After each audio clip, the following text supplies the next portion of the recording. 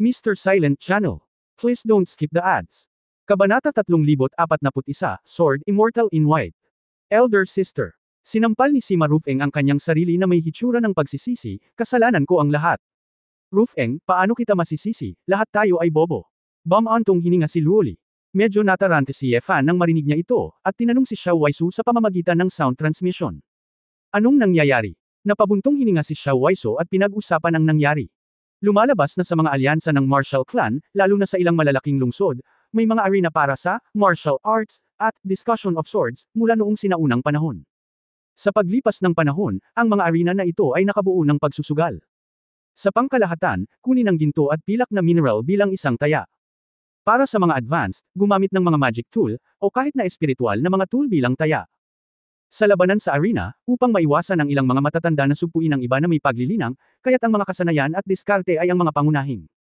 Sa swordsmanship, ay upang hatulan ang antas ng swordsmanship mag-isa, at ito ay titigil kapag itinuro mo ito. Sa mga monghe, kahit na sila ay nasugatan, kung hindi nila kailangang magtanim, ang pinsala ay karaniwang mabilis na gagaling, at walang mamamatay. Dahil sa hitsura mo, ang Diyos ng Espada, ngayon ang alyansa ng buong sangkatauhan, ang labanan ng espada ang pinakamainit. Libu-libong kabataang babae sa buong angkan ang nangangarap na pakasalan ng gayong uri ng walang katulad na Eskremidor. Kaya, mas maraming tao na nagsasanay sa espada, mas maraming tao ang gustong magpakitang gilas sa ring battle. Dito sa Xiaoshu, ang arena ng sword fighting arena ng Fenggayu City ay ang pinakasikat. May isang super overlord na nanalo ng 588 games, na sunod-sunod, na kilala bilang Sword Immortal in White. Maraming Eskremidor ang gustong hamunin siya, ngunit ilang taon na siyang hindi napipili sa ring. Habang nanalo siya ng mas maraming streak, mas mataas din ang challenge stakes na kailangan niya. Ngayong nagsimula na siya sa mababang uri ng mga espiritual na kagamitan, ang ordinaryong ginto at pilak na kayamanan ay hindi kwalipikadong hamunin. Siguradong naloko ang dalawang disipulo mo ng mga tao sa ring nang dumaan sila, kumunot ang noo ni Ye Fan, Fok. Hindi ba't kagustuhan nilang pag-usapan ang espada sa arena? I thought I have some skills, so I want to go to the stage to discuss with others, but I lost the battle, so I can't blame anyone, right? Siyempre, ang voluntaryo ay kusang loob, ngunit sa ilalim ng normal na mga pangyayari, hindi mo kukunin ang iyong master ng espada ng Diyos at ibibigay sa kanila ang espiritual na kasangkapan bilang isang taya, tama ba? Tumawa si Xiao Waisu. Iyon ay, napakahusay ng mga apprentice ko, nirerespeto nila ako, sabi ni Ye Fan na may tonong ama. Inilibot ni Xiao Waisu ang kanyang mga mata, ang mga kasino sa likod ng arena ay may kani-kanyang mga trick. Ang mga tao ay madalas na ipinadala upang magtanong sa lungsod, at kung ang mga dumadaan ay may magagandang kayamanan, gagawa sila ng paraan upang hayaan silang lumaban. Halimbawa, maling pag-aangkin na siya ay dinaya ng pera, maling pag-aangkin na ang kanyang mga anak na lalaki at babae ay nalinlang sa pagkakanulo. Sa madaling sabi, kung ang katwiran ay manipis, at ang uri ng tanod gubat na kumikilos bilang isang magalang na tao, madaling mahulog sa bitag. Lalo na ang iyong mga disipulo, na hindi nakaranas ng napakaraming masasamang relasyon. Pagkatapos kong makita ito ngayong hapon, nagtanong ako tungkol dito. Si Sima Rufeng iyon ang nagpunta sa espada upang tulungan ang isang matandang ina sa pagkabalisa. Nang maglaon, ang kanyang espada ay inalis, at sinundan niya si Anyi, Luoli at ang iba pa, at lahat sila ay nahulog para dito, hindi nagkaimik si Ye Fan, hindi ba dapat, sa ilalim ng aking imperyo, napakalalim ba ng mga gawain sa lungsod? Ikaw ang namamahala sa isang multo, hindi ba't si Qingzhou ang namamahala? Bukod dito, ang Kyushu ay malawak at walang hangganan, at sa maraming lugar, mataas ang langit at malayo ang emperador. Sa tingin mo ba ay kakayanin mo ito? Sabihin na nating sa arena na ito, may milyon-milyong kumpanya sa Kyushu. Maaari mo bang tiyakin na ang bawat bahay ay walang kinalaman dito at legal ang negosyo? Umiling si Xiao Waisu. Kanyang ulo. Napabuntong hininga si Ye Fan, at sigurado, hindi siya angkop para sa pamamahala, at nakaramdam siya ng tamad na pamahalaan. Anong gagawin mo? Nagtanong si Xiao Waisu, gusto mo bang makialam sa bagay na ito? Hindi mo pa nakontak ang mga disipulong ito, dapat iniisip mo ang kaligtasan nila, di ba? Hindi ko alam kung ano ang iniisip mo, kaya hindi ako nagpakita. Natatakot akong makilala. Dapat alam din nila na nasa Zhongzhou ako. Hindi ako naparito para hanapin ang aking Panginoon, ngunit ito ay para din sa aking pagsasaalang-alang, at ayokong maging pabigat sa akin, magiliw na ngumiti si Ye Fan, huwag mag-alala, tingnan natin. Well, hindi naman ito bagay sa buhay. Ito ay ilang tibak lamang, at kung magdusa ka, magdurusa ka. Bibigyan ko sila ng ilang mabubuting bagay pagdating ng panahon. Kumain ng kaunting pera at makakuha ng karunungan. Sino ba naman ang hindi nagkakamali ng walang ingat noong bata pa sila? Ha! Ang sarap talaga maging apprentice mo, kaya mong ibigay ang spirit level flying sword na mahirap hanapin ng iba. Umiling si Xiao Waisu. Mas mabuti na maging babae ko, at naiintindihan ng Chaos Realm ang mga batas ng mga eroplano, inunat ni Yefan ang kanyang mga braso at inakbayan ang baywang ni Xiao Waiso. Nanlamig si Xiao Waiso, ngunit hindi nakatakas. Suso, Longian na bukas ha. Saan tayo magpapahinga ngayong gabi? Ano? Hindi naman ako babalik sa Zhongzhou diba? Bakit naman? Hindi ba dito na lang tayo magstay sa inn? Ako, gagawin ko ang kahit ano. Ayos lang, magbubukas ako ng kwarto ngayon. Natural at magaan ang mukha ni Yefan. Kinaumagahan. Nakatayo si Xiao Waiso sa banyo ng inn, tinitingnan ang sarili sa salamin, namumula ang kanyang mukha. Kagabi, parang isang marahas na bagyo. Sa bakuran ng inn, ang mga talulot ay nalaglag lahat sa lupa. Huminga ng malalim si Xiao Waiso at patuloy na sinabi sa sarili, maging normal, maging normal. Xiao Waiso, matanda ka na, ito lang ang pinakakaraniwang bagay, ano ang problema? Suso, anong ginagawa mo? Ikaw ba? Nalilito. Niyakap siya ni Yefan mula sa likod. Si Xiao Waiso ay parang takot na kuneho, nanginginig ang buong katawan, ako. May iniisip ako. Bakit, marami ka bang iniisip? Sabi ni Yefan na may masamang ngiti. Pinandilatan ni Xiao Waiso ang lalaki, maaari kang ipagmalaki. Hindi naman ako maghihirap. May asawa na ako noon, kaya sino ang matatakot sa kanino? Hey, kahit na, ako ang iyong unang tunay na lalaki. Tumawa si Yefan. Nandidiri ka. Itinulak ni Xiao Waiso si Yefan palabas. Pagkatapos ng ilang umaga na paglalaro, tinulungan ni Yefan si Xiao Waiso na magpamukha, at umalis ang dalawa sa inn. Hinawakan ni Xiao Waiso ang kamay ng lalaki, na parang bagong kasal na manugang, na may masayang ngiti sa kanyang mukha. Habang naglilibot, napunta ako sa Fengyu Sword Discussion Platform. Kinaumagahan, siksikan na sa mga tao. May dalawang kulay na flag na, itim, at puti, na nakasabit sa tabi nila. Ang itim ay kumakatawan sa pag-atake at ang puti ay kumakatawan sa pagtatanggol. Maaaring tumaya ang isa sa magkabilang panig. Sa oras na ito, ang puting bahagi ay isang panig, at ang mga posibilidad ay napakababa. Malinaw na mas gugustuhin ng lahat na kumain ng isang minimum na alawan sa pamumuhay kaysa maniwala na kahit sino ay maaaring talunin ang walang kamatayang espadang ito na may puting damit. Ganoon ba kalakas ang lalaking ito? Maaaring ang aking Sword God Empire, lahat ng mga swordsman ay patay na. Hindi makapaniwala si Yefan. Hindi ba ito malakas? Makikita mo ito mamaya. Anyway, napanood ko ang isa kahapon, at ito ay medyo malakas. Napakurap si Xiao Waiso. Suso, bakit bigla kang naging seductive? Seryosong tanong ni Yefan. Pumunta ka sa impyerno. Galit na iniangat ni Xiao Waiso ang kanyang ulo, hindi siya pinansin. Sa sandaling ito, isang pulang damit ang lumabas mula sa entablado, isang napakakaakit-akit at matangkad na kagandahan. Kabanata 3042 sa Sword Terrace. Ang kanyang pangalan ay Sai Huahong, siya ang may-ari ng arena na ito, ang manliligaw ng espadang engkanto na nakaputi, sabi ni Xiao Waiso. Naimbestigahan mo na ba ito? Tanong ni Yefan. Hindi mo na kailangang mag-imbestiga, sikat ang mga tao sa Fengyu City, at ang immortal na espadang nakasuot ng puti ay ang nagdala nito. Siya, nanalo sa laro ng dating may-ari ng kasino at ng ibabaw sa laro. Masasabing ang walang kamatayang espadang nakasuot ng puti ay ang sitwasyon lamang sa arena. Mga tao. Ngunit ang pinaka-pinag-uusapan sa Fengyu Cheng ay ang magandang kagandahang ito, sabi ni Xiao Waiso. Maganda. Oo nga. Hindi ako kasing ganda mo, sabi ni Yefan. Buong pagmamalaki ni Xiao Waiso nang umiti ng matamis, tapos na. Sa oras na ito, may mga pagsabog ng tagay mula sa mga manunood. Maraming lalaki ang sumisigaw at nagpakita ng kanilang pagmamahal kay Sai Huahong. Si Sai Huahong ay nagpakita ng isang kaakit-akit na ngiti, hinaplos ang asol na seda, at ngumiti, na lahat ay nakakuha ng sapat na atensyon. Lahat sa Fengyu City, salamat sa inyong masigasig na suporta. Dahil sa iyo kaya kaming umunlad sa Fengyu Swordsmanship. Narito na ang bonus, salamat sa iyong pagmamahal gaya ng lagi. Nagsalita siya ng tame time at emosyonal, na may nakakasakit sa pusong tono. Kaya tuloy-tuloy ang palakpakan ng mga manunood. Bumulong si Yefan, ang babaeng ito ay isang talentadong tao, dapat itong magustuhan ng aking asawa. Anong talent, di ba manloloko lang? Halatang mapanlinlang na negosyo, at napakasarap sabihin. May mga tama at maling bagay, mabuti at masasamang gawa. Ngunit walang maling kakayahan. Ngumiti si Yefan at sinabi, alam mo rin na ang arena ng kasino na ito ay nakakalito, sa tingin mo ba ang mga monghe na naninirahan araw-araw sa Fengyu City ay mga tanga? Ano man ang mangyari, ito rin ang teritoryo ng Phoenix Clan, at imposibleng hayaan ang isang hamak na karaniwang tao na sirain ang lungsod. Ngunit hindi nagtanong si Feng Wang, nangangahulugan ito na ang bonus ng karera na ito ay nasusukat, at ito ay tama. Hindi lamang ito nagdulot ng katanyagan at kita sa negosyo kay Feng Yucheng, ngunit hindi rin lumabag sa mga pangunahing interes ng angkan, inisip ito ng mabuti ni Xiao Waisu at tumango, na parang totoo. Ang pangunahing layunin niya ay patayin ang mga walang background. Si Leng Teking na dumaan lang. Ito ay talagang sinubukan at nasubak. Matalo man ang mga taong ito, alam nilang niloko sila, at karamihan sa kanila ay maaari lamang umamin. Sa sandaling ito, sinimulan na ni Sai Huahong na basahin ang sword battle ngayon. Ngayon, mayroon pa ring 3 laban para sa ating kampyon, ang walang kamatayang espadang may puting damit. Noong nakaraang araw, gumawa siya ng pahayag sa publiko, na nagsasabi na ang pagiging eskrimedor ng engkanto na may puting damit ay katamtaman. Sa harap ng 18 espada ng kanilang ancestral Morning Gate, sila ay mahina. Oops, takot na takot ako sa mga bonus, may mga tawanan sa eksena. Ang pangalawang eksena ay isang duwende na nagmula sa malayo, si Miss Ophalisa. Puno siya ng hindi maipaliwanag na puot sa Sword Immortal in White at sa aming Fenggayo Arena.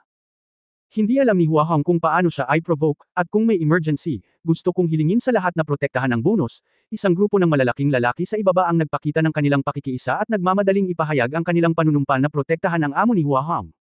Ang pangatlong laro ay isang ang pinakamainit at pinakasikat na labanan sa paghihiganti sa parehong pamilya kamakailan.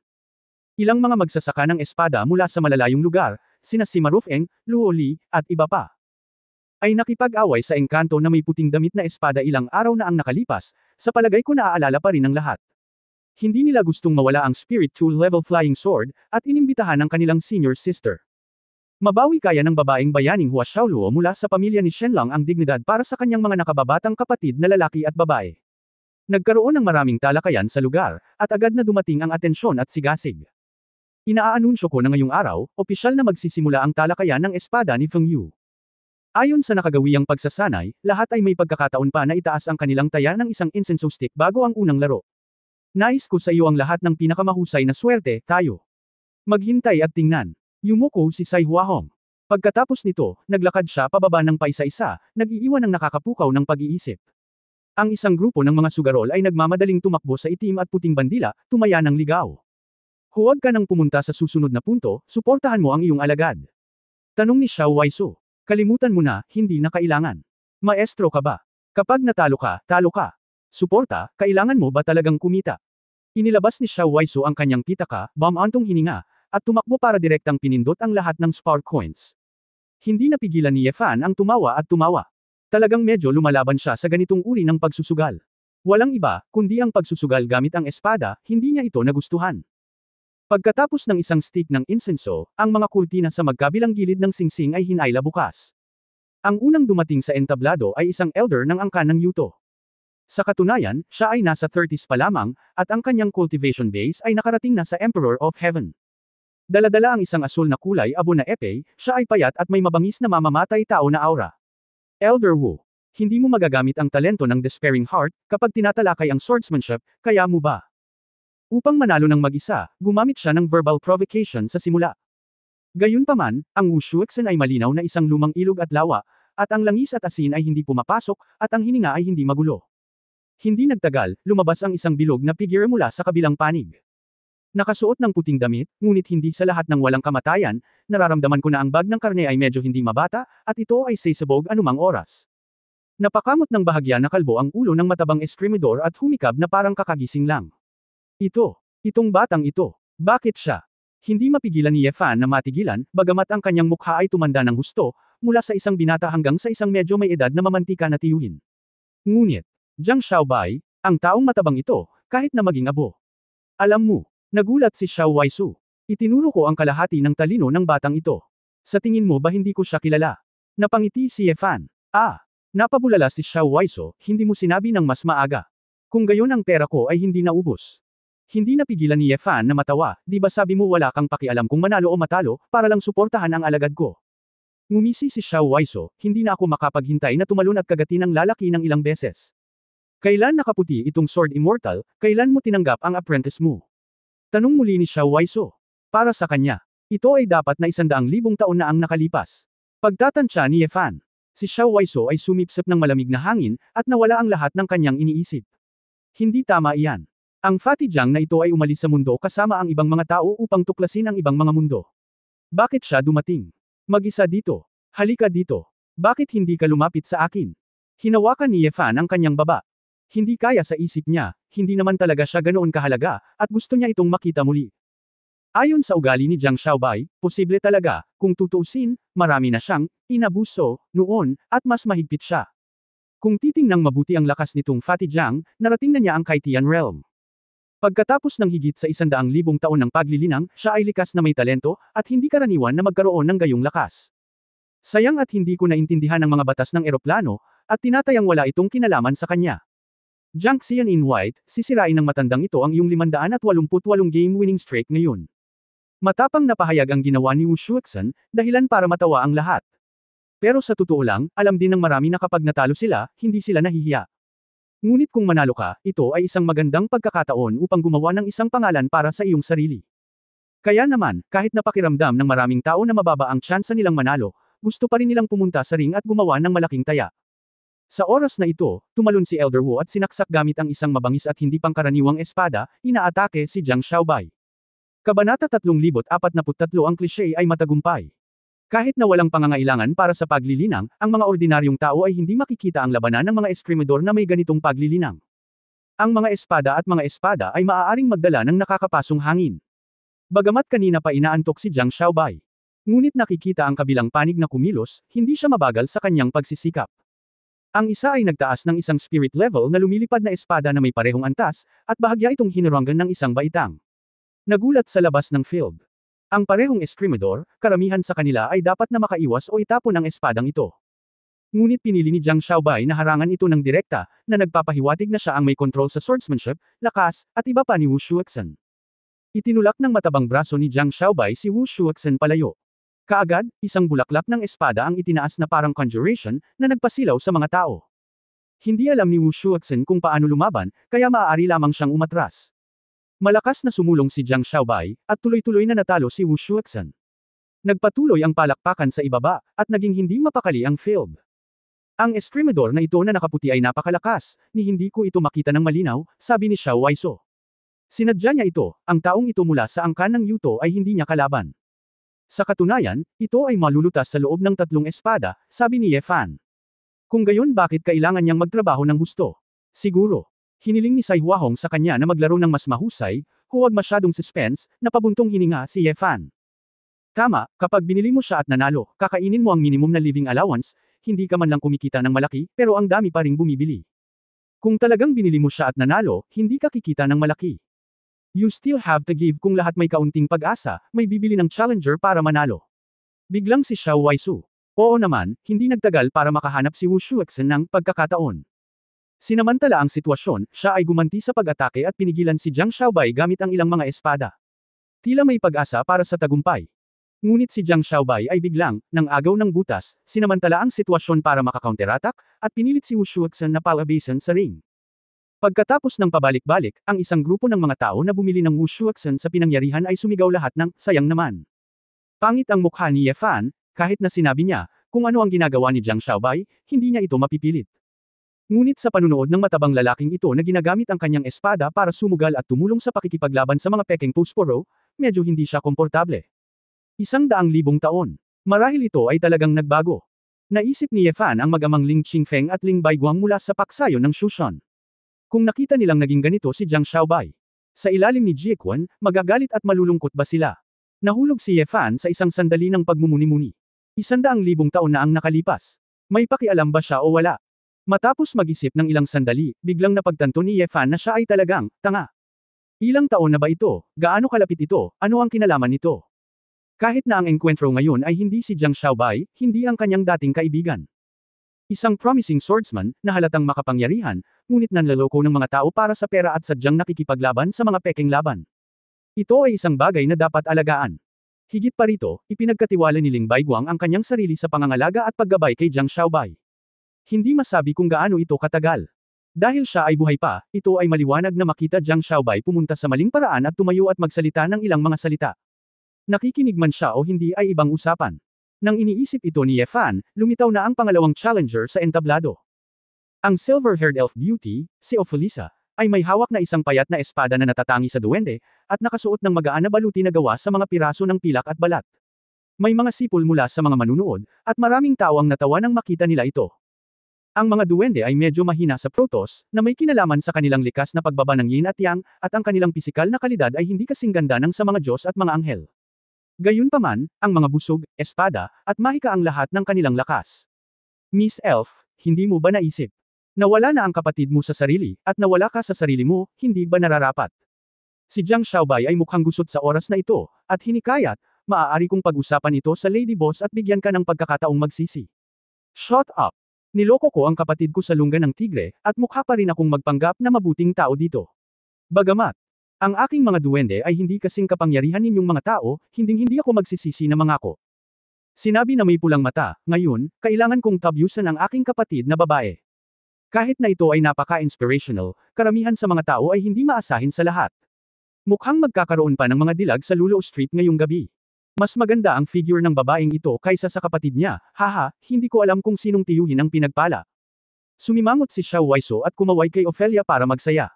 Halika, Elf Beauty. Lalong naging pangit ang mukha ni Ye Fan. Ye Fan, sa tingin mo ba may pagkakataon ng duwende na ito? Ang lahi ng duwende ay mabuti para sa lahi ng Diyos, at ang swordsmanship ay napakahusay, walang silbi, ang swordsmanship ni Jiang Xiaobai ay nahasa ng higit sa 100,000 taon, at ito ay hindi nagkakamali. Dagdag pa sa physical fitness, huwag mong tingnan. Siya ay mataba, ngunit ang kanyang reaksyon at lakas ay hindi mahina. Si Xiao Waiso ay mukhang hindi komportable, kung gayon. Kung gayon ang dalawa sa kanila ay dapat. Bumantong hininga si Ye Fan, maaari niyang pilitin ito. Intervention. Ngunit ang paggawa nito ay katumbas ng pagpaparamdam sa lahat ng mga eskrimidor na nagsusumikap na talakayin ang espada. Kasabay nito, sinisiraan din nito ang pagpapahalaga sa sarili ni Ophelia. Ang labanan sa pagitan ng mga swordsman ay nalutas sa pamamagitan ng mga espada. Kahit na madumi at pangit ang mga transaksyon sa ilalim ng arena, at least walang makulimlim na eksena sa labanan sa entablado, ngunit hindi naging all-out si Jiang Xiaobai. Makatuwiran din na maging handa na aminin ang pagkatalo. Ye Fan, isa kang Diyos ng espada, mag-isip ka ng paraan. Kailangan mong umakyat sa Hua Xiaoluo mamaya. Makatarungang pag-usapan ang tungkol sa mga espada sa entablado, at walang magagawa si Xiaoluo kung matalo siya. Sabi ni Ye Fan na nakakunot ang noo, kung gusto mong pamahalaan ito, kailangan mong hintayin na matapos nila ang paghahambing. Ako na ang bahala dito. Hindi nararapat na pamahalaan ito ngayon. Hindi. Kung gayon ang Jiang Xiaobai na ito ay hindi na matatalo. Hindi. Hinayaan mong talunin siya ng iyong alagad. Napaka-perpekto ng kanyang swordsmanship. Sabi ni Xiao Waisu.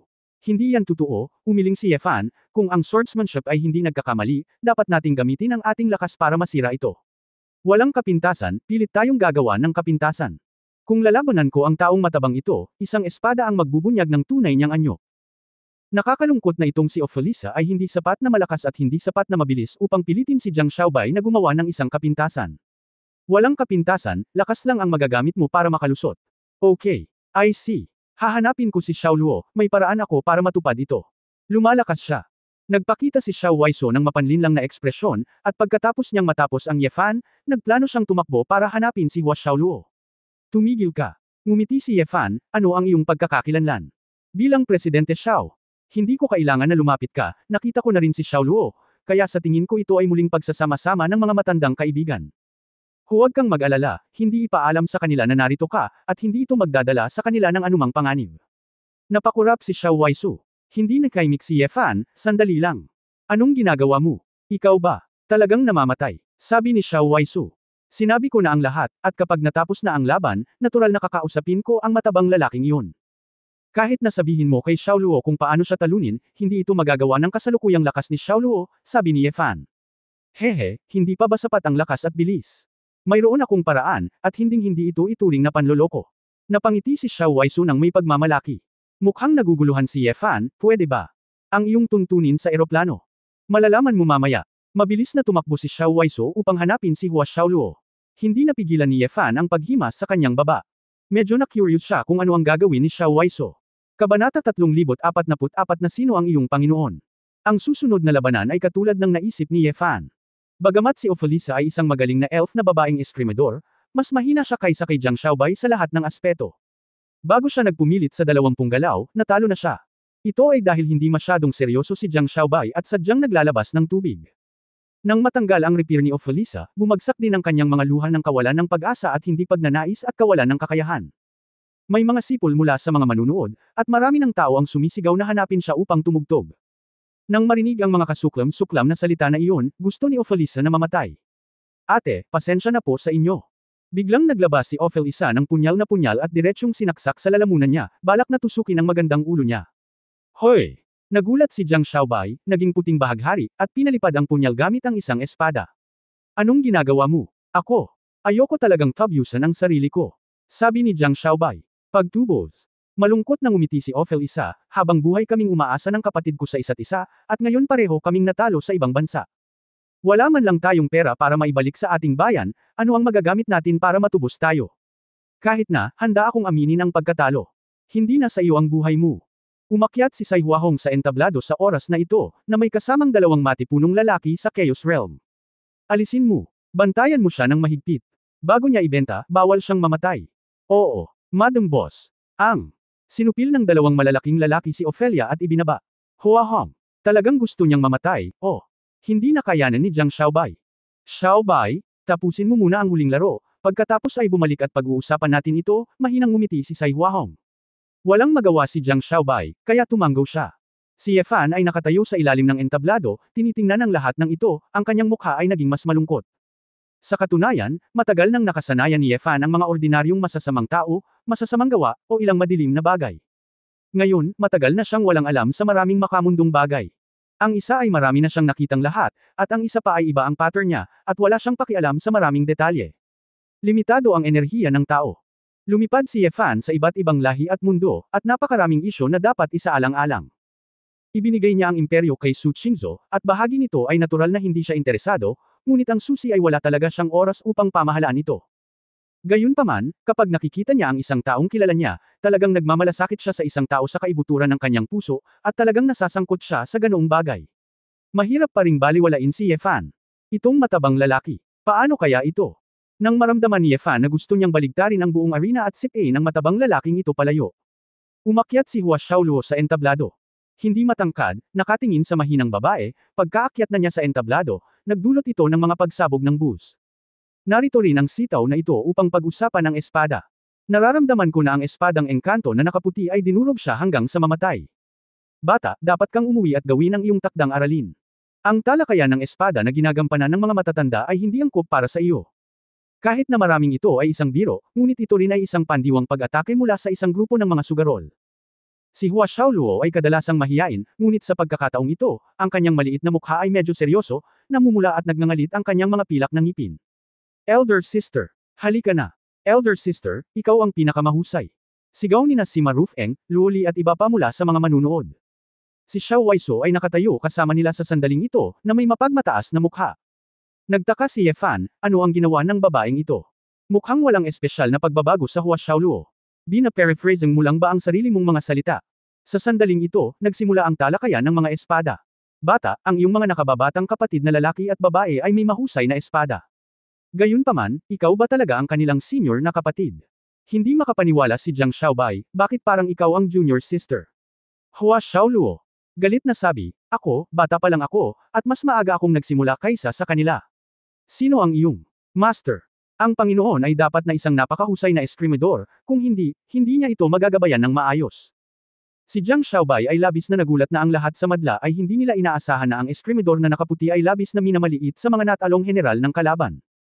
Pero hindi mo siya karapat-dapat na tanungin, dahil ang isang eskrimidor na tulad mo na gumagamit ng iyong espada para tulungan ang pang-aabuso ni Zhou, kahit na malaman ang pangalan ng aking amo ay isang insulto sa kanya. Hua Xiao loudly, napakalakas nito, maaaring ang iyong amo ay isang Diyos ng espada. Haha, maliit ang batang babae, ngunit hindi maliit ang balat. Tinatayang darating ang kanilang amo para pag-usapan ang espada sa ibang araw. I can see you, patuloy na tumatawa ang mga tao sa audience. Si Jiang Xiaobai ay may mapait na ngiti sa kanyang mukha. Alam ko, marami sa inyo ang ayaw sa akin. Inaamin kong may nagawa akong mali. Alam kong mali, bakit hindi ko palitan? Paano magiging napakasimple ng mga bagay sa mundo? Anyway, discussing swords on stage ang proseso, hindi ako nandaya, ay patas. Bata, kung gusto mo akong kumbansihin, gamitin mo ang iyong espada para magsalita. Bakas sa mukha ni Jiang Xiaobai ang bakas ng pagbabago. Napapikit si Ye Fan, maaaring may problema ang matabang lalaking ito. Isa sa pinakasimpleng panimulang galaw. Haha, bakit parang kanina lang nag-ensayo ng espada ang batang ito? Ang aking anak na babae ay palaging nagsisimula sa poster na ito. Walang paraan, bata pa sila. Hindi ito maintindihan ng karaniwang tao sa madla, ngunit ang mga dalubhasang naruroon ay pawang maliwanag. Ang lahat ng mga swordsman na dumating upang hamunin noon ay hindi kapareho ng antas. Bahagyang naantig si Jiang Xiaobai, siya ang unang pagkakataon sa entablado na nakatagpo ng isang kalaban na walang kapintasan sa kanyang panimulang estilo. Nagpakita si Ye Fan ng isang kasiya siyang ngiti tulad ng isang matandang ama na nakatingin sa kanyang anak na babae sa ilalim ng entablado. Pagkatapos ng lahat, siya ang pinaka-proud sa kanyang sarili, ang pinakamatandang alagad na higit na kumikilala sa kanyang talento. Kahit na ang isang tulad niya na nakakahanap ng mga taong magugulo ay hindi makakatulong sa paggawa ng isang exception para sa kanya na tumanggap ng mga apprentice. Walang mga bahid. Ngunit umaasa sa mahusay na gamot na pampulakas na unang pinadalisay ng baliw na sayaw at iba't ibang mga gamot, si Hua Xiaoluo ay naipanganak na muli. Kaya lang, ang pag-asa lamang sa mga ito ay hindi sapat. Pagkatapos ng lahat, si Jiang Xiaobai ay nagpraktis sa loob ng 100,000 taon. Nalaman ni Hua Xiaoluo na totoo na hindi ko mahanap ang mga kapintasan ni Jiang Xiaobai, kaya hindi ko na iniisip ang tungkol sa mga break moves. Gumagamit ako ng lakas para makalusot. Siya ay naglunsad ng isang malakas na pag-atake. Bumaba ng kaunti, at pagkatapos makalapit, isang espada ang tumama kay Jiang Xiaobai nang walang anumang pag-iisip. Si Jiang Xiaobai ay hindi nang ahas na maging pabaya, backhanded, gustong lampasan, at pagkatapos ay pumunta sa counterattack. Pero, sa sandaling hinawakan niya, naramdaman ni Jiang Xiaobai ang kanyang palad na namamanhid. Dang! May nakakatakot at nangingibabaw na kapangyarihan mula sa espada. Tila ito ay hindi isang simpleng pisikal na lakas, ngunit isang mas malalim na presyon. Ang kabagalan ni Jiang Xiaobai, naputol ang counterattack. Sinipa ni Hua Xiaoluo si Jiang Xiaobai ng isang sipa. Shan! Array! Nakaramdam na naman ng matinding pagkabigla si Jiang Xiaobai, paanong naging napakalakas ng babaeng ito. Nang makitang ang espada ni Jiang Xiaobai ay naalog, ang kanyang katawan ay sinipa palayo, at siya ay sumuray-suray pabalik, silang lahat ay nagpakawalan ng mga bulalas. Nagliwanag ang mga mata ni Ye Fan, at bigla siyang kinilig. Kabanata 3045 Void Phoenix. Tiningnan niya ang espada sa kamay ni Hua Xiaoluo at ang damit sa katawan ni Hua Xiaoluo, at biglang naintindihan. Kawili-wili. Hindi napigilan ni Ye Fan na matawa. Kung wala ang walang kapantay na panuntunan, talagang hindi ko nakita ang lahat ng sabay-sabay. Ang espada na hawak ni Hua Xiaoluo sa oras na ito, ang mga damit at sapatos na suot niya ay gawa talaga ni Huang Yan. Ang mga batas sa eroplano ni Xiao Waisu ay nagbibigay daan sa kanyang apoy ng phoenix na mabago sa lahat ng uri ng mga bagay na peke at totoo. Bagamat ito ay naging mga damit at sandata, mayroon itong kapangyarihan ng apoy ng phoenix na ito sa antas ng eroplano sa parehong oras. Paano, may chance na manalo ngayon? Ang sabi ko lang, may paraan ako para palakasin ang bilis at lakas ni Hua Xiaoluo. Kinindata ni Xiao Waisu si Ye Fan sa karamihan, at nakangiting sinabi. Ito ang iyong panuntunan. Gawing iba't ibang bagay ang apoy ng phoenix. Ang aking panuntunan ay ang virtual phoenix, hindi lamang isang item, ngunit kahit isang false phoenix flame clone. Lahat ng ginawa ng virtual na phoenix, lahat sila ay nagmamana ng mga katangian ng phoenix flames, hindi sila natatakot sa apoy, maaari silang ayusin sa pamamagitan ng apoy, at maaari silang paputukin kapag kinakailangan. Maliban kung ito ay isang antas ng eroplano, imposible para sa mga ordinaryong tao na matukoy na ito ay peke. Kanina ko pa iniisip kung masyadong lasa ang rule ko after. Lahat, mukhang hindi ito gaanong nagagamit sa isang labanan laban sa isang madiskarteng antas. Maaari lamang itong gamitin upang magpakunwari ng isang shot. Ngunit ngayon nalaman ko ito, at ito ay talagang medyo kapaki-pakinabang. Ang mga damit at espada ni Xiaoluo ay pinalapot ko. Ang mataas na konsentrasyon ng apoy ng phoenix. Walang epekto kay Xiaoluo, pero iba ang galaw niya, hindi siya kayang daijin ng matabang lalaking iyon sa lakas. Hindi napigilan ni Ye Fan na matawa, siguradong sobra na, wala naman sa level si Jiang Xiaobai. Kaharap si Hua Xiaoluo sa isang plain level na Phoenix Flame Armor, maaari lang siyang magdusa sa pagkawala ng pagiging pipi. Gayunpaman, ito ay dahil din sa kakayahan ni Hua Xiaoluo na makipagkumpetensya kay Jiang Xiaobai sa mga tuntunin ng swordsmanship at bilis. Ang Void Phoenix shirt na ibinigay ni Xiao Waisu ay bumawi lamang sa lakas at depensa ni Hua Xiaoluo. Tamang-tama, pagkatapos na tumuhon si Hua Xiaoluo sa pagsugpo sa kanyang paglalaro, si Jiang Xiaobai ay nahuli sa isang kritikal na sitwasyon. Keng keng keng. Humabol si Hua Xiaoluo at naglaslas ng ligaw, naglalaslas at naglalaslas, na parang ang maliit na katawan na ito ay naglalaman ng isang mar-angle na kapangyarihan tulad ng mga bundok at ilog. May mga bugzo ng humihingal na boses mula sa mga manunood. Diyos ko! Napakalakas ng batang ito! Mataas ang bloodline talent ni Shenlong. Tapos na, baliwalain na natin ang kakayahan ng bloodline ng Shenlong na pagandahin ang iyong pangangatawan. Ang Sword Immortal in White ay isang mortal kung tutuusin, ngayon ay nakakagulo na. Walang level ang audience sa eksena, at natural na hindi nila makita na espesyal ang mga damit ni Hua Xiaoluo. Masisisi lang ng lahat ang sitwasyong ito sa physical talent bonus ng Shenlong bloodline. Maraming luoli ang tuwang-tuwa kaya sumigaw sila ng, Senior Sister, pakiramdam nila kumukulo ang kanilang dugo. Mayroon ding nasisiyahang ngiti sa sulok ng bibig ni Ye Fan. Ang panuntunan ni Xiao Waisu ay talagang lumaban ng direkta, at ito ay napakapangkalahatan sa estratehikong antas, kahit na mahina. Ngunit kung ginamit ng matalino, ito ay talagang isang napakalakas na batas ng auxiliary plane. Ang pinakasimpleng halimbawa, gamit ang kanyang Phoenix Flame Armor, ay nangangahulugan na ang lahat ay hindi maaaring matakot sa apoy. Ang ilang mga monghe na wala sa antas ng antas ay maaaring gamitin ang pagkakataong ito upang saktan ang antas ng antas. Sa madaling salita, kung ang mga alituntunin ay ginagamit ng maayos at nakikipagtulungan sa iba, may mga mahimalang epekto. Ngunit si Xiao Waisu mismo, ang umasa sa panuntunang ito upang mapabuti ay hindi masyadong malaki. Maaaring may kinalaman ito sa karakter ni Xiao Waisu. Kadalasan, siya ay gumaganap bilang isang mabuting kaibigan sa tabi ni Feng Qinglan, at bilang dean ng kolehiyo, siya rin ang tipo na tahimik na nag-aambag sa mga mag-aaral. Ang kanyang virtual na Phoenix ay eksakto kung ano ang kanyang karakter at panloob na pag-iisip. Kapag tumaas ang kanyang cultivation level, balang araw ay mapapasuot niya ang lahat ng tao sa kanyang kampo sa antas ng eroplanong Phoenix Flame Armor. Marahil ay magkakaroon talaga ito ng mahimalang epekto. Sa sandaling ito, napanalunan na ni Hua Xiaoluo ang tagumpay. Lalong hindi makapaniwala si Jiang Xiaobai habang lumalaban siya, puno ng pagtataka ang kanyang mukha. Paanong? Napakalakas ng batang babae. Ang bibig ng tigre sa kamay ni Fatty Jiang ay napunit at dumudugo. Napakakakaiba ng kapangyarihan mo. Manloloko ka ba? Walang sinabi si Hua Xiaoluo, nilabanan niya ang sarili. Alam niya talaga na nanloloko siya, pagkatapos ng lahat, mayroon siyang Phoenix Flame ni Xiao Waisu sa kanyang katawan. Gayunpaman, tulad ng sinabi ni Xiao Waisu, ang singsing na ito ay bulok na. Nakipaglaban siya hindi lamang para sa kanyang sarili, kundi para din sa mga nalinlang. Tiningnan ni Jiang Xiaobai ang espada na patuloy na ikinakaway ni Hua Xiaoluo patungo sa kanya, ang alindog ng espada. Malabo, tulad ng isang figure mula sa isang sinaunang panahon. Bago ko namalayan, tumulo ang luha sa mga mata ni Jiang Xiaobai. Natalo ka. Hindi ko alam kung kailan, tinutukan ni Hua Xiaoluo ng espada ang lalamunan ni Jiang Xiaobai. Tumayo si Fatty Jiang sa gilid ng sulok, at naitakda na ang pagkatalo. May mga booze mula sa madla, at isa-isang nagsimulang magmura. Sa likod ng entablado, si Sai Huahong ay may malungkot na mukha, nakahawak sa kanyang mga kamay, ang kanyang mga buko ay pumuputi. Maaaring matalo ang Sword Immortal in White, ngunit ang problema ay hindi tama ang timing ng pagkawalang ito. Sila ay orihinal na nagplano na maghintay hanggang sa 600 game winning streak, at pagkatapos ay anihin ang ani.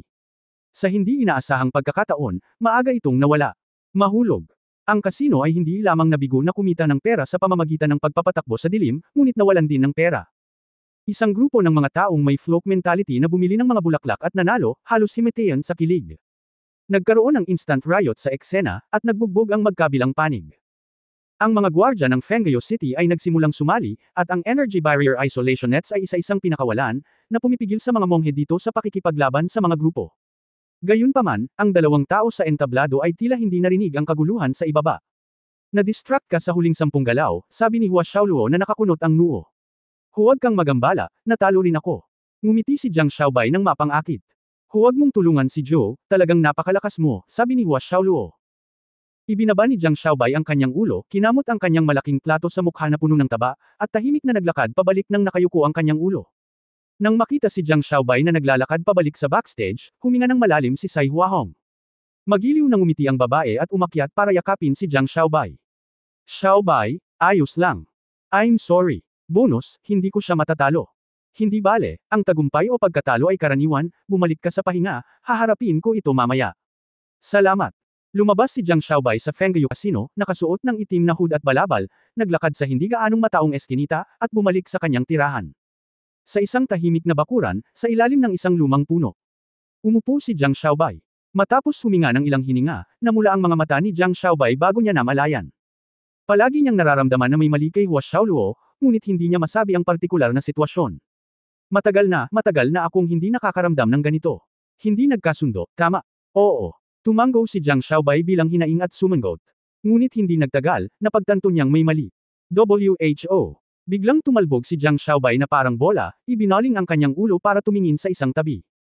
Kahit papaano, nasa bakuran na ang isang figura, na nasa harapan niya ang mga braso, nakasandal sa malaking puno, at nakatingin sa kanya ng blanko. Nanlamig si Jiang Xiaobai, at ang oras ay tila nagyelo. Pagkatapos ng 100,000 taon, siya. Ngunit tila hindi pa rin siya nagbabago. Kabanata 346 na anak na babae. Ye, Mr. Ye. Nag-aalangan na tumawag si Jiang Xiaobai. Mukhang wala kang amnesia, sabi ni Ye Fan. Ibinuka ni Jiang Xiaobai ang kanyang mga labi, nanginginig ang kanyang mukha, at nangingilid ang mga luha sa kanyang mga mata. Mr. Ye, pasensya na po sa inyo. Direktang lumuhad si Jiang Xiaobai sa lupa para kay Pu Teng. Sumimangot si Ye Fan, tumayo ka at linawin mo. Wala akong mukha na makita ka. Umiling si Jiang Xiaobai sa sakit. Bakit? Ako, nang malabo ang bibig ni Jiang Xiaobai, bumukas ang isang pinto sa looban. Isang batang babae na may malalaking mata at pula at puting velvet na kwelyo na may tinirintas na mga sungay ay tumakbo palabas. Ang batang babae ay mukhang 7 o 8 taong gulang lamang, at tila kakagising lang ng maubos. Daddy, bumalik ka na ba? Ang maliit na batang babae ay tumakbo kay Jiang Xiaobai na may masayang mukha at ibinagsak ang sarili sa mga bisig ni Jiang Xiaobai. Shoo shoo. Ang mga mata ni Jiang Xiaobai ay nagpakita ng dampinang lamang, at niyakap ang bata. Dad, bakit ka umiiyak? Inabot ni Shoyu at pinunasan ang mga luha ni Jiang Xiaobai. Hindi, okay lang, ang mga mata ay napunta sa buhangin. Nagmamadaling binuhat ni Jiang Xiaobai ang babae. Tai, sino itong tiyuhin? Nagtataka si Shushu kay Ye Fan. Mukhang nagulat si Ye Fan, mayroon kang anak na babae. Kasama si Sai Huahong. Kilala ni Uncle ang nanay ko. Napakurap si Shushu. Mapait na ngumiti si Jiang Xiaobai, Mr. Ye. Mahabang kwento iyon. Ito ay para sa kapakanan ng bata, at ikaw ay nasa awan ni Sai Huahong. Tanong ni Ye Fan. Ibinaba ni Jiang Xiaobai ang kanyang ulo na may mapait na tingin sa kanyang mukha. Masama. Bawal kang bubuli kay daddy. Tila naramdaman ni Shoyu na si Jiang Xiaobai ay napakalungkot sa sandaling ito, at itinuro ang daliri kay Ye Fan. Shushu. Huwag kang magsalita ng kalokohan, bakit hindi ka pumasok sa loob ng bahay? May gagawin si daddy. Daddy, huwag mong iwan si Shoyu. Narinig ng batang babae ang bakas ng takot sa kanyang mga mata. Bakit iniwan ni daddy si Shoyu? Ako. Kausap lang nitong tito. Kapag tapos na ang usapan, isasama kita para bumili ng paborito mong linghua jelly, okay? Maging. Mabuti, masunurin ka, kailan ka nagsinungaling ni daddy? Tanong ni Jiang Xiaobai. Noon lang tumalikod si Shoyu at naglakad pabalik sa silid, nakatingin kay Jiang Xiaobai sa siwang ng pinto, na parabang natatakot siya na biglang mawala si Jiang Xiaobai. Sumakit ang mga mata ni Jiang Xiaobai, at nang tumingin si Shoyu sa kanya ng ganito, gusto niyang umakyat at yakapin siya. Hindi mahalaga kung ang iyong anak na babae ay narito o wala, ang sound transmission ay maayos. Direktang ipinadala ni Ye Fan ang tunog. Natigilan sandali si Jiang Xiaobai, pagkatapos ay ngumiti ng mapait, oo, nakalimutan ko, ang pakikipag-chat sa kanilang mag-ina tuwing weekday, lahat sila ay sanay na mag-usap. Nalaman ni Jiang Xiaobai na nakakapagpadala siya ng tunog, at nagmamadaling pinuntahan si Shoyu palabas. Nakaupo sa batong bangko sa bakuran, hayaang maupo si Shoyu sa ibabaw niya. Ang batang babae ngayon ay may pakiramdam ng seguridad, ang kanyang mukha ay namumula, at siya ay napakasaya.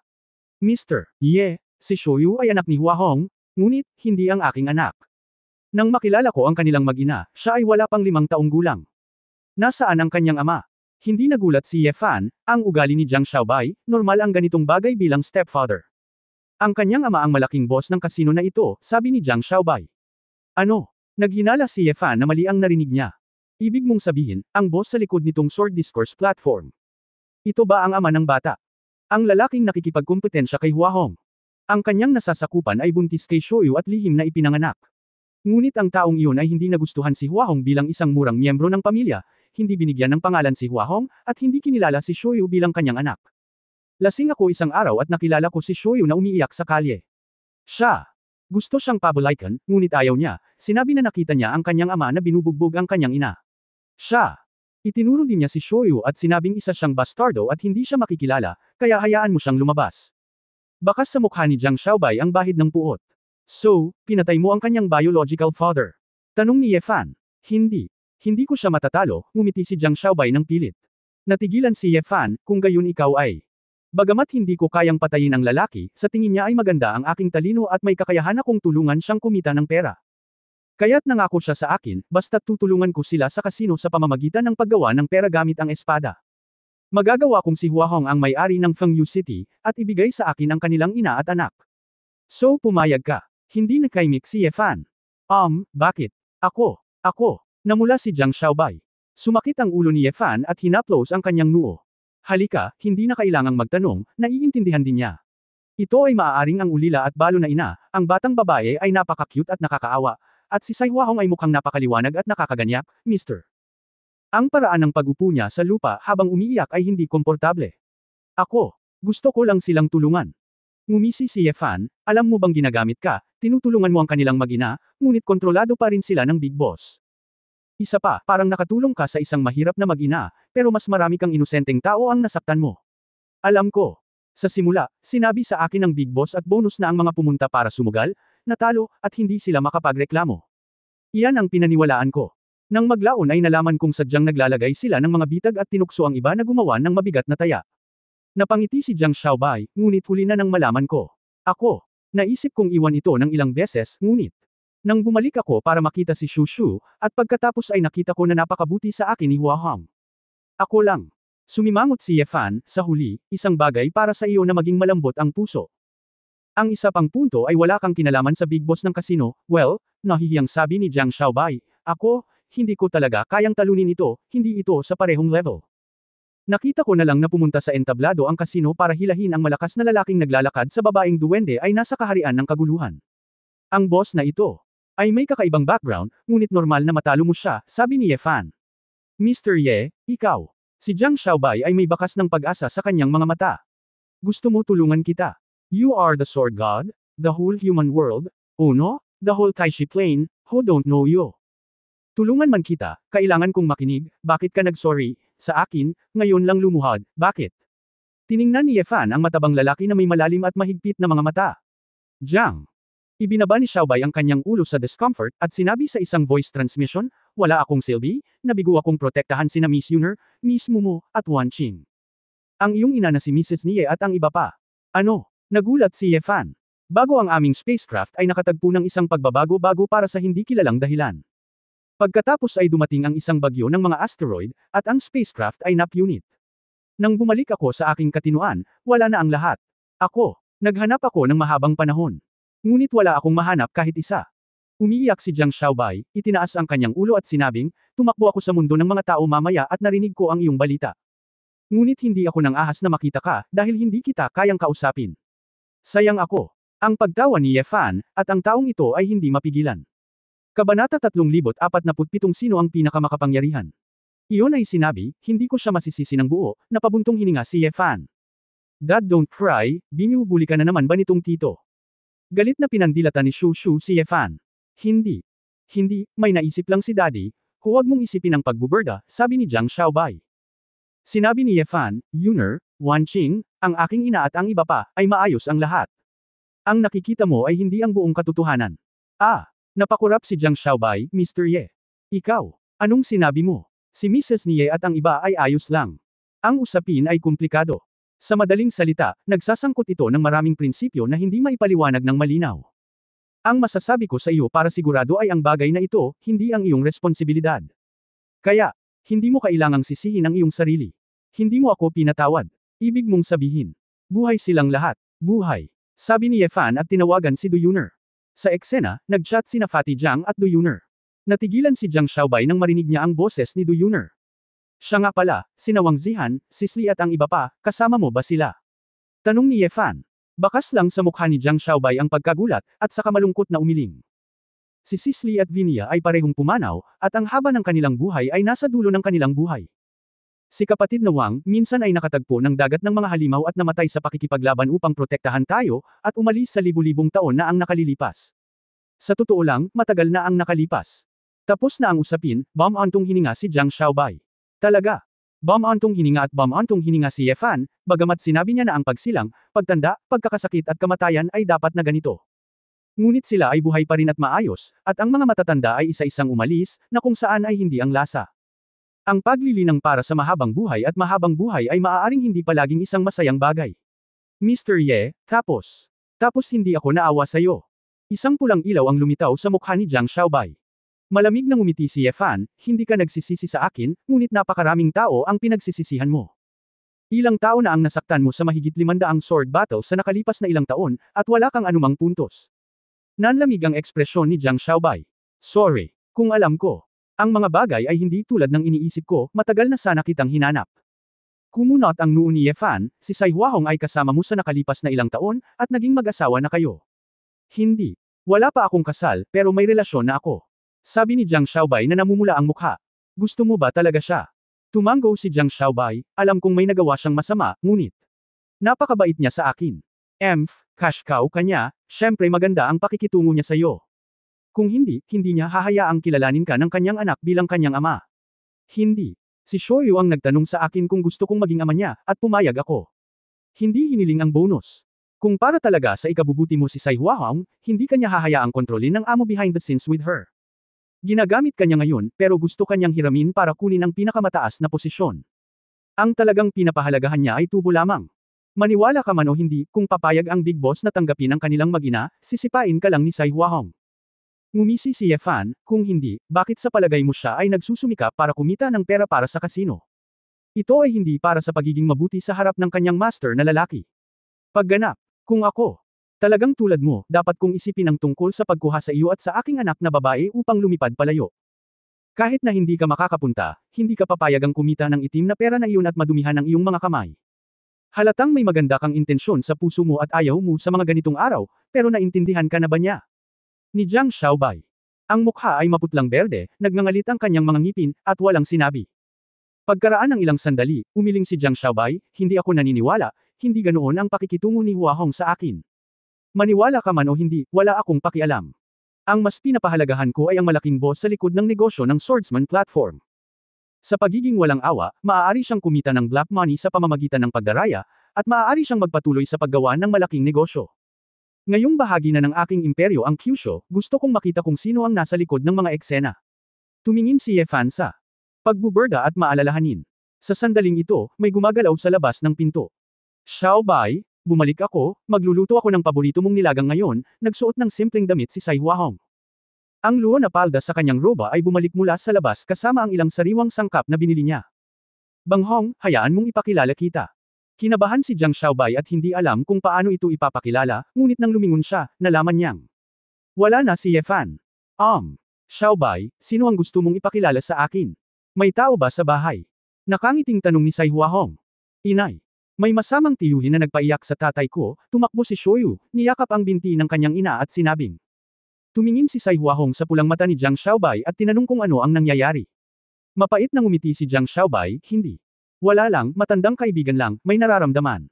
Siguro. Hindi niya talaga ako gustong makita, walang nangyari, kaya umalis siya. Bagamat naguguluhan si Sai Huahong, hindi na siya nagtanong pa, kaya hindi na siya nagtanong pa. Sa kabilang banda, sumama na si Ye Fan kay Xiao Waiso. Paano, Xiao Luo at ang iba pa, okay lang ba sila? Ayos lang, sumunod naman ako. Nabawi nila ang mga lumilipad nilang espada, at hindi sila pinahiya ng mga kasino. Mayroon talagang dalawang brush para sa bonus ng torneo, at sa kalaunan ay dumating sa entablado at nag-anunsyo ng ilang mga plano ng kagustuhan sa odds. Gawing sakam ang mga sugarol na ito. Ang uod ay nakasabit muli, at ang mga natalo ay nag-ambala, napabuntong hininga si Xiao Waiso. Tumango si Ye Fan, talagang kakaiba ang babaeng ito. Hindi mo ba makikilala si Xiao Luo at ang iba pa? Tinanong ka pa nila. Hindi ko alam kung anong sasabihin ko. Masasabi ko lang na sobrang busy mo. Hindi ang oras. Magkakaroon ng ilang mahihirap na laban na susunod, at ayaw ni Ye Fan na masangkot ang mga apprentice sa gulo dahil sa kanya. Gayunpaman, isinasaalang-alang din niya na dapat siyang magpadala ng ilang mga tao upang bigyang pansin ito ng palihim. Naisip ito ni Ye Fan, kinuha ang kanyang mobile phone, at nakipag-ugnayan sa Candlelight. Gusto niyang magsiyasat ng ilang bagay ang Candlelight at ang intelligence network ni Yao Zhongguo. Sa susunod na araw, Mingzhou, Hanliu City. Patak ng ulan. Sa isang marangyang mansyon sa lungsod, sa sala, ang may-ari ay mabuting pakikitungo. Lord Sword God, hindi ka nakakakita ng maraming anino nitong mga nakaraang araw. Siguradong abala ka sa mga kalaban sa magkabilang panig ng Diablo at ng mga Diyos. Bakit bigla kang pumunta sa napakalamig na lugar ng aming Xuanming clan? Mayroon bang mahalagang misyon? Kailangan mo ba ako, Lao Zhou, para gumawa ng isang bagay? Ngumiti si Zhou Wangxian, medyo nagulat. Kinuha ni Ye Fan ang tasa ng tsaa at ininom ang kakaibang itim na Zuan glutinous tea sa Mingzhou, na nagpainit at nagpalusog sa tiyan. Malamig ang lamig, ngunit ang pagtingin sa magandang malaking bakuran ni Elder Zhou at sa malamig na mga puno ng willow na hindi natatakot sa matinding lamig, walang estilo at walang kapitan, sabi ni Ye Fan. Kung ikukumpara sa Kangzhou, Zhongzhou, at Xiaoshu, hindi ito may kukumpara. Ngunit okay lang, pagkatapos ng lahat, ito ang lupaing ninuno ng aming Xuanming clan, nakangiting sabi ni Zhou Wangxian. Speaking of Xiaoshu, kamakailan lang ay nagpunta ako sa Fenggayu City, at ito ang unang pagkakataon na narinig ko na mayroong isang mesa ng pagsusugal tulad ng Sword Discourse Platform, na medyo kawili-wili. Hindi nagbago ang mukha ni Zhou Wangxian, at nakangiting sinabi, bago ang entablado, hindi ito kasing sikat ng ordinaryong arena. Ito rin ay pagkatapos mong mamuno sa Kyushu na ang pangalan ng Sword God ay kumalat sa malayo, at ito ang naging pinakasikat na kultura ng pagsusugal. Nagkataon lang, nakikita ko na ang may-ari ng Fenggayu City Swordsmanship Platform ay mahusay magsalita at napakahusay, kaya gusto kong i-recruit siya pabalik at labanan ang aking asawa. Sa tingin ko ang babaeng ito ay nagtatrabaho sa isang kasino, at siya ay napakatalino. Ginawa ko. And expect her to tell me that the owner of her casino is very powerful, and he is also the father of her child. Maliban kung ako ang Diyos ng Espada, hinding-hindi ko siya hahawakan, at hindi ko man lang hihilingin sa kanya na hawakan siya. Sa unang tingin. Oy, ang batang babaeng iyon ay talagang mula sa linya ng dugo ng Xuanming. Nanlamig ang mukha ni Zhu Wangxian, kumunat ang noo niya, at nawala ang ngiti niya. Matandang Zhu. Iyong angka ng Xuanming, sino ang pinakamakapangyarihan? Nakangiting tanong ni Ye Fan. Kabanata 3048 nakakainip. Ang mga mata ni Zhu Wangxian ay kumikislap at nagbago saglit. Gustong pakinggan ng Diyos ng Espada ang katotohanan. Lahat ng tainga. Upang pag-usapan ang tungkol sa kapangyarihan ngayon, ang iyong asawa, si Miss Su, ay nasa ilalim ng isang tao at mahigit 10,000 tao, totoo ang sinabi ni Zhu Wangxian. Napangiti si Ye Fan at hindi maiwasang matuwa. Hindi masama ang sinabi mo, ngunit ang taong nasa bibig ni Sai Huahong ay hindi ko asawa, tama ba? Tumayo si Zhu Wangxian, naglakad papunta sa entrance ng lobby, at tumingin sa kulay abong kalangitan sa labas. Dumating ang Sword God sa Mingzhou, nakapunta ka na ba sa Beiming?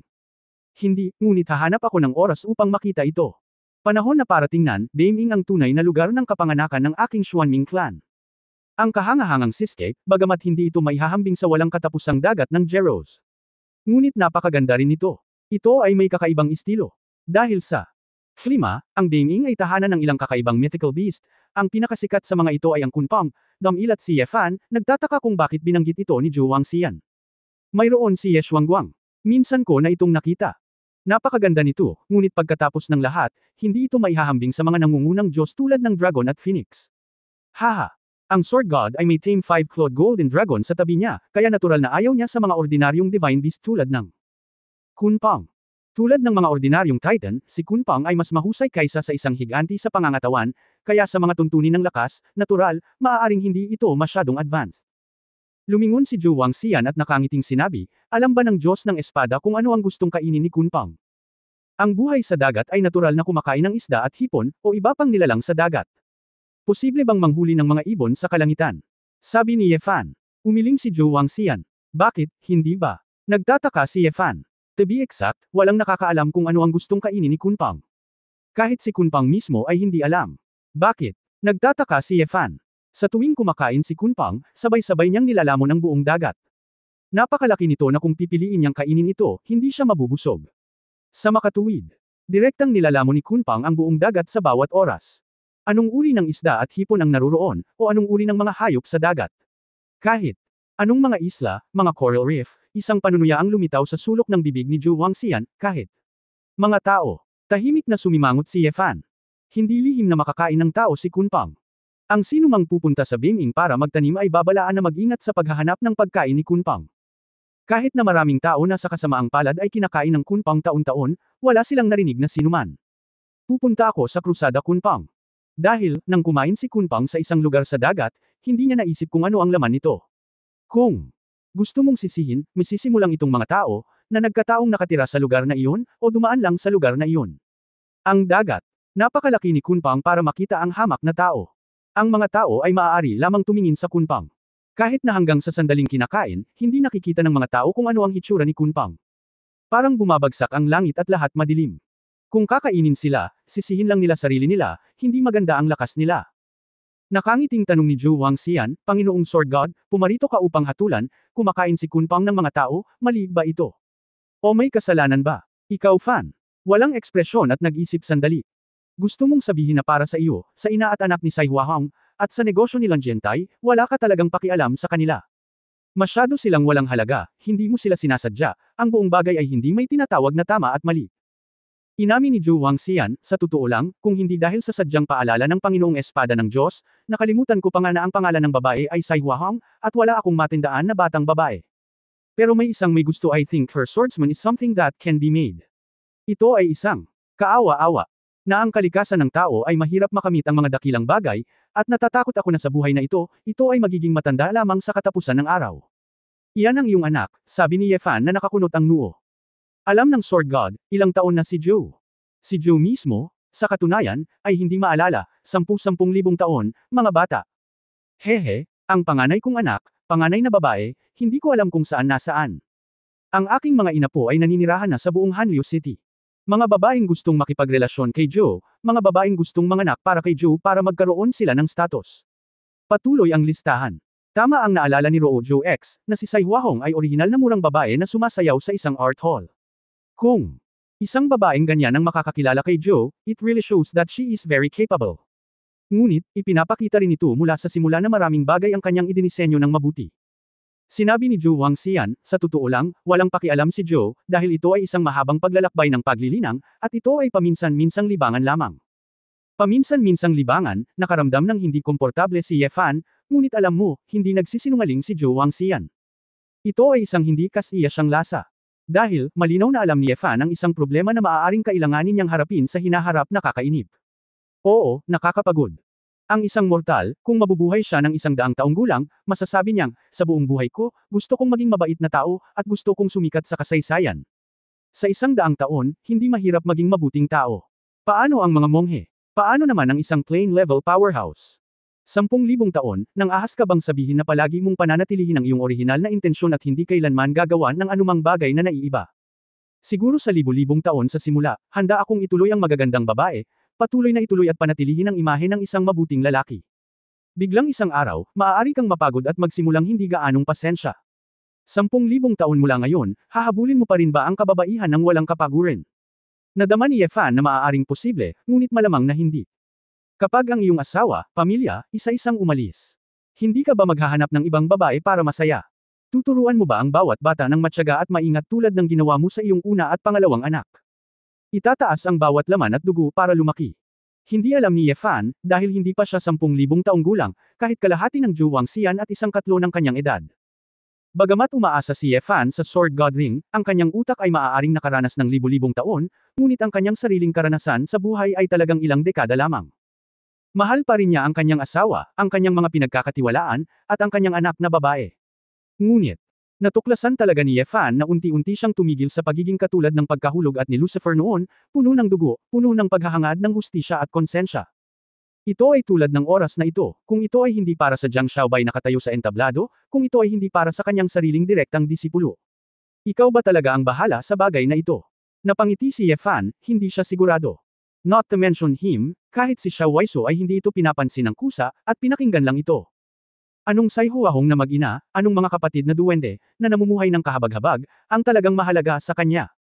Panginoong Sword God, maaaring narinig mo na, ayon sa hindi kumpletong istatistika, 30% ng mga monghe sa itaas ng banal na kaharian ang nagpakamatay. Bakit? Dahil lang sa sobrang boring nila, sobrang tagal na nila, at sobrang boring. Hindi lamang mga tao, kundi ang mga Diyos. Ang Diablo din. Ang ibig sabihin ng mahabang buhay ay mas marami kang makikitang kagandahan, ngunit nangangahulugan din ito na kailangan mong tiisin ang walang katapusang pagkabagot. Kabanata 349 ang sagot sa buhay. Naalala ni Ye Fan na sinabi nga ni Kailan na ang mga pagpapakamatay ay 20% ng mga celestial sa itaas ng Holy Land. Isang bagay ang masasabi, isang bagay, ang teorya ni Joe Wang Xian, bagaman siya ay isang bastard, ngunit ang kanyang mga salita ay mula sa kaibuturan ng kanyang puso, at hindi siya nagsinungaling sa kanya.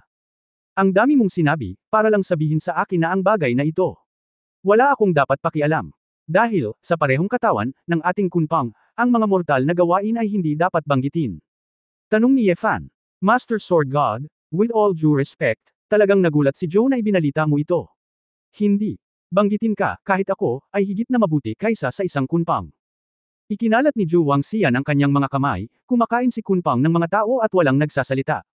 Paminsan-minsan ay naaaliw ako, gaano ba ito kaseryoso? Kung gayon si Sai Hwahong at ang kanyang anak na babae ay talagang kahabag-habag ngayon. Kahit na sila ay miserable. Mahalaga ba ito? Kung tungkol sa negosyo ng kasino, hindi ito nagkakahalaga ng pagbanggit. Kahit hindi gawin ni Joe, hindi gagawin ng ibang pamilya. With all due respect, ilang malalaking angkan, walang mas malinis kaysa sa isa. Alin ang malakas, hindi mo sasamantalahin ang mahihina.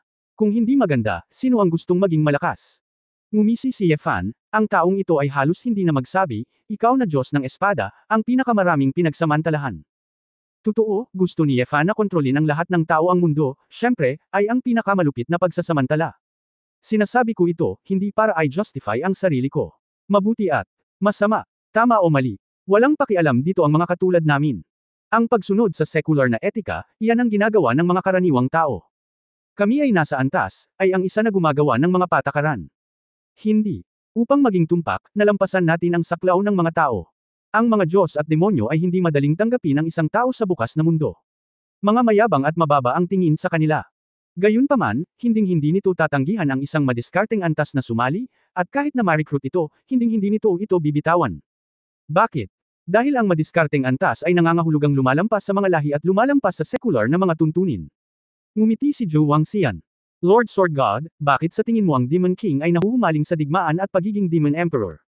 Pagnanais, sabi ni Ye Fan. Tama, mas alam mo ang sagot na ito kaysa sa akin. Pagnanasa.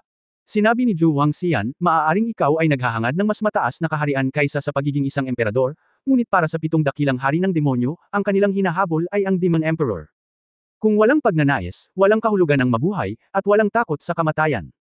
Ang pagpapakamatay, upang makita ang mundo pagkatapos ng kamatayan, ay nagiging isang pagpipilian.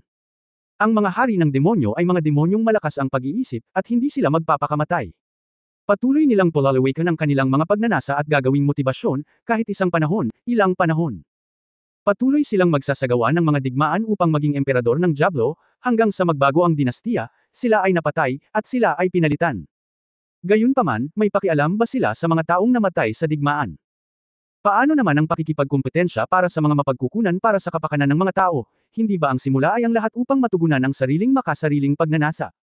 Kung sasaktan at tinapakan ko ang ilang tao, kailangan kong mamatay.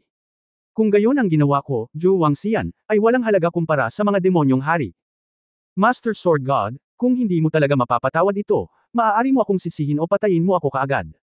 Hindi ako makikipagtalo dahil hindi ko talaga kaya. Ako, si Zhou Wangxian, ay hindi nagtaksil sa angkan o mga tao, ito ang aking nasa ilalim. Kahit 10,000 taon, daan-daang libong taon, palagi kong pinapaalalahanan ang aking sarili na ipaglaban ang kaligtasan ng Xuanming clan. Kung ito ay dahil sa mag-ina, at sa negosyo ng Lanjiantai, hindi ko mapapatawad. Kung gayon marami akong nagawang karumal-dumal na bagay. May higit pa sa sapat upang mamatay. Inaasahan lamang ni Zhou na ang Panginoong Espada na Diyos ay magiging layunin at patas at isaalang-alang ito. Pagkatapos magsalita ni Zhou Wangxian, ipinikit niya ang kanyang mga mata at tumayo sa pintuan, na parabang handa siyang mamatay anumang oras. Isang hitsura ng pagkalito ang lumitaw sa mga mata ni Ye Fan. Buhay. Ganon ba talaga walang kabuluhan?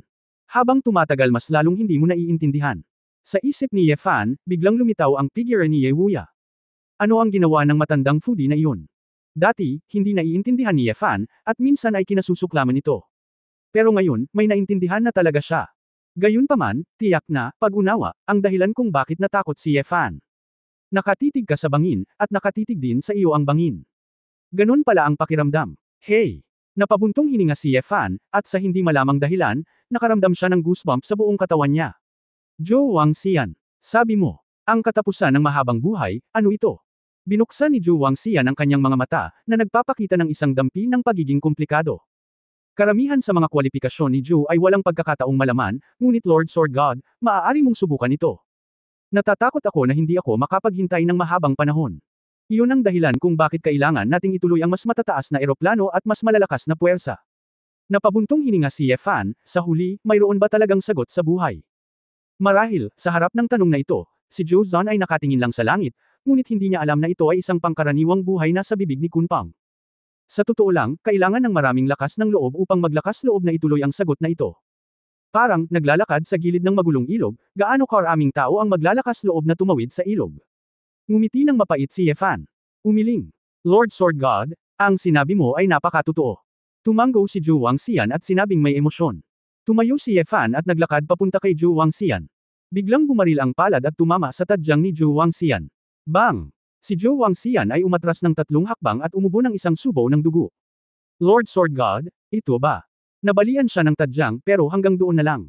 Hindi ko kayang pabulaanan ang sinabi mo, pero hindi ibig sabihin na sumasang-ayon ako sa teorya mo. Bata pa ako, hindi ko alam ang 10,000 taon, 20,000 taon, o kahit ilang panahon. Mahahanap ko ba ang huling sagot? Kaya, hindi ko naiisipin ito. Siguro tama ka, pero baka mali ka. Ngayon, ang kailangan kong gawin ay sundin ang aking puso. Nililinang ko upang protektahan ang aking minamahal, at higit sa lahat, protektahan ang aking mga minamahal. Ang kalayaan ko. Ang kalayaan ko ay magagawa ko ang anumang gusto ko sa ngayon. Gustong pakinggan ng mga mortal ang iyong strategic level, at ang iyong strategic level ay kailangang makinig sa akin. Sabi ni Ye Fan na may maningning na mga mata. Malungkot na ngumiti si Zhou Wangxian, iniyuko ang kanyang ulo at ikinulong ang kanyang mga kamay, natural yun. Ikaw ang emperador, at si Zhou ay isang ministro. Okay, Zhu Wangxian, gusto kong gawin mo ang tatlong bagay. Una, sa hinaharap, ang negosyo ng kasino ay maaaring gawin. Ang pagsusugal o hindi ang pagsusugal ay kalayaan ng lahat. Gayunpaman, hindi ko magagamit ang mga kasuklam-suklam na iyon. Ibig sabihin ay bitag at saktan ang aking mga tao. Mga tao sa ang mundo ay gustong magsanay ng mga espada, na isang magandang bagay, at ako ay masaya din. Dirty scandal. Kahit na kaya ko, pero ayoko. Oo, dapat mahigpit na pinamamahalaan si Zhou. Pangalawa, mag-ingat ka sa sarili mong pag-uugali sa hinaharap, kahit na magpanggap na isang honest gentleman. Ayokong masabihan na ang grupo ng strategic level sa ilalim ng Sword God ay isang grupo ng mga halimaw at halimaw, pangit.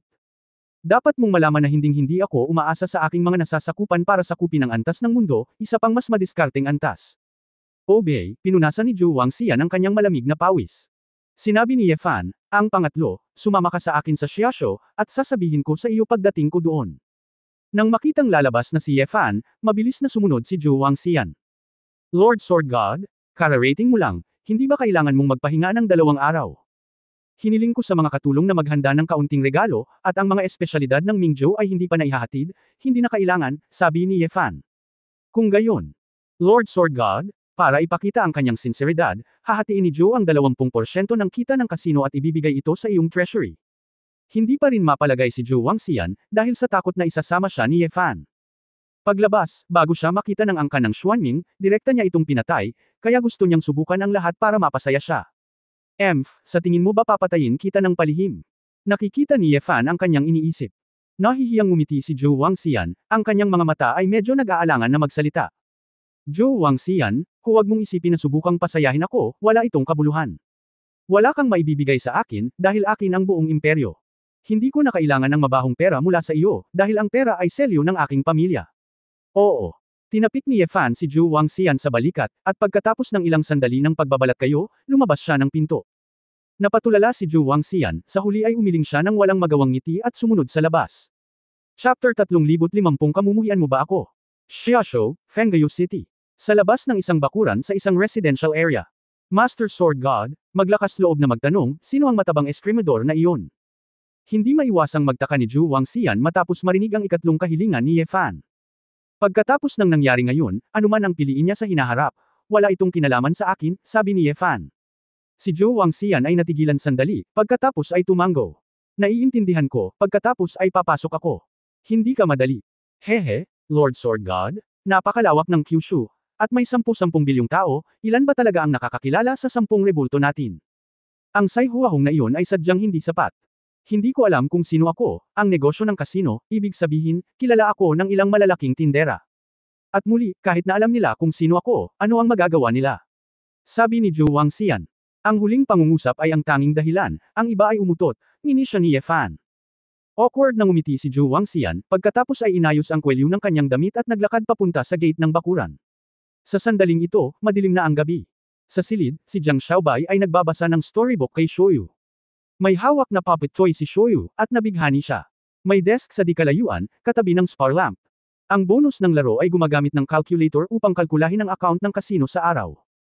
Paminsan-minsan ay tumitingin sa malaking matabang lalaki sa tabi ng kama na nagkukwento sa kanyang anak na babae, isang banayad at nasisiyahang ngiti ang lumitaw sa sulok ng bibig ni Sai Huahong. WHO. Narinig ni Jiang Xiaobai na may papalapit at pilit na tinulak ang pintuan ng courtyard. Hindi niya napigil ang tumayo at sumigaw. Natigilan sandali si Sai Huahong at sumunod. Ako. Ang boses na ito ang nagpalubog sa mukha ni Jiang Xiaobai, habang ang magandang mukha ni Sai Huahong ay namutla. Tapos na. Dahil ba sa araw na ito? Nag-aalala si Sai Huahong kung may nangyaring mali sa luncheon, at hindi niya sinunod ang orihinal na script ng kasino, kaya siya ay maparusahan.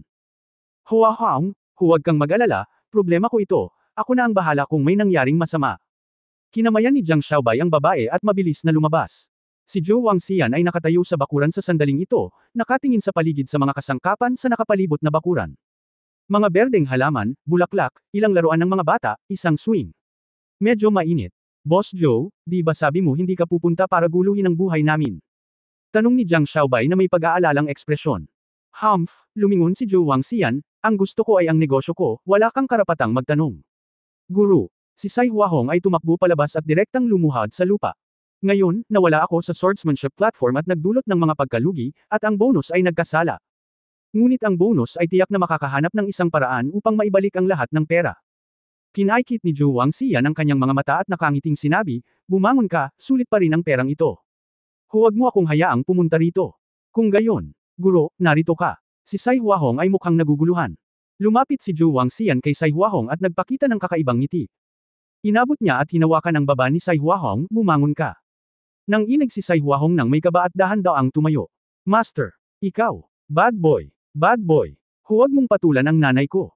Nagmamadaling lumabas si Shu Shu sa oras na ito, sa pag-aakalang tatalunan ni Zhou Wangxian ang kanyang ina, kaya pinalo niya si Zhou Wangxian. Shoyu. Hindi kailangan ng Shoyu. Sai Huahong ay labis na nababalisa kaya niyakap niya ang kanyang anak na babae at nagmakaawa kay Zhou Wangxian, guru.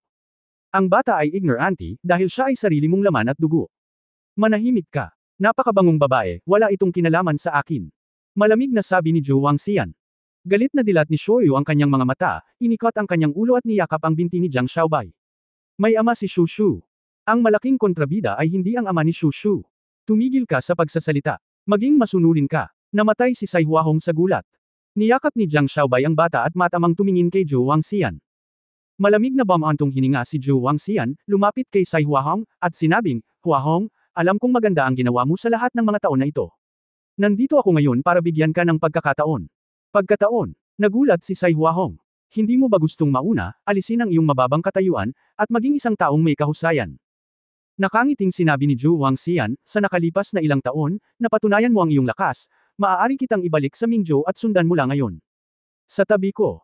Mula ngayon, ikaw na ang magiging malaking tindera ng aking negosyo sa kasino, at ibibigay ko sa iyo sa publiko ang katayuan ng isang babae ng isang bahagyang bahay. Umalis na ang main house ko. Kung gagawa ka ng mabuti, hahayaan kitang maging concubine sa hinaharap. Hindi naman imposible na nasa main room ako. Hindi makapaniwala si Sai Huahong nang marinig niya ito. Master, ikaw, gusto mo bang pakasalan ako bilang isang babae? Oo, kapag naging concubine kita, tuluyan mong maaalis ang mababang katayuan. Alam mo rin na ang kapangyarihan ng master na ito ay walang kapantay sa Mingzhou. Si Zhou Wangxian ay naglabas ng isang token, sa oras na ito, ang Jade Talisman ng malaking tindera, bumalik ka sa akin ngayon, ito ay sa iyo. Nang makita ang Jade Talisman token, ang mga mata ni Sai Huahong ay sabik. Banhong, huwag kang makinig sa kanya, iiwan ka rin niya maya-maya. Si Jiang Xiaobai ay nagmamadaling pananghinaan ng loob. Namutla ang mukha ni Sai Huahong. Haha, joke lang, ano ba kayo, de nyo tong master. Ngumiti ng masama si Zhou Wangxian, nakikita ko na talagang maganda ka at namumukod-tangi ang iyong mga kakayahan, kaya bibigyan kita ng pagkakataong tumalikod. Sai Huahong, kung ganito ka kung hindi mo ito tatanggapin muli, wala nang magandang mangyayari sa hinaharap. Guro, ngunit ikaw, hindi ka ba mahilig sa pagbuberda? Tanong ni Sai Huahong. Kaya, sinabi ko lang sa iyo na bumalik ka, ngunit hindi ko sinabing kunin mo ang mabahong babaeng iyon, sabi ni Zhou Wangxian. Natigilan si Sai Huahong. Kung kailangan mong kunin siya, maaari mo, ngunit hindi ko siya nakikilala. Sabi ni Zhou Wangxian. Mahigpit na kinuyam ni Sai Huahong ang kanyang mga kamay at nagpumiglas. Ina, hindi aalis si Shu Shu, gusto ni Shu Shu na makasama si Daddy. Nabulunan si Shu Shu at niyakap ng mahigpit si Jiang Xiaobai. Ang mukha ni Jiang Xiaobai ay asol, at tumingin siya kay Sai Huahong nang may pag-aalala. Banhong, hindi ba maganda na magkasama tayo, isipin ang mga nakaraang taon natin, noong tayo ay masaya. Tumawa si Zhou Wangxian at sinabing, mataba, ang galing mo sa espada, at mataas din ang cultivation mo, pero ang Tai Chi Plane, the strong is respected. Sa harap nitong master, langgam ka lang. Sa Kyushu, may mga taong kayang magpaluhod sa iyo.